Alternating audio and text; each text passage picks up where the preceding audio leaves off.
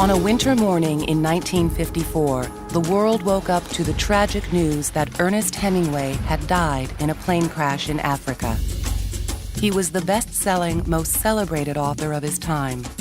He was a genius. You know, he was one of the real geniuses. He had this enormous gift that's as inexplicable as Muhammad Ali in the ring or Picasso before a canvas. He was an original. He was a complete original. Hemingway, who wove war, love, pain, and death into unforgettable patchworks of prose, sought adventure and craved risk. His crash, high above the spectacular landscape of East Africa, seemed a fitting end to a life pushed to its limits.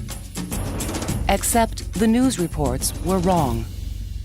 When I got to Venice to visit him after he came back from Africa, I found him sitting in his living room of his suite, drinking champagne and laughing and having a wonderful time reading all of his obituaries. He said, "My God, I didn't know he was this famous. Look at this, isn't this wonderful?" But behind the cheerful facade were wounds much deeper than the burns and bruises from his crash. Devastating personal wounds Hemingway had battled his whole life and would find impossible to shake. How can you not know that a man is struggling with more pain than he feels he can handle except through his art?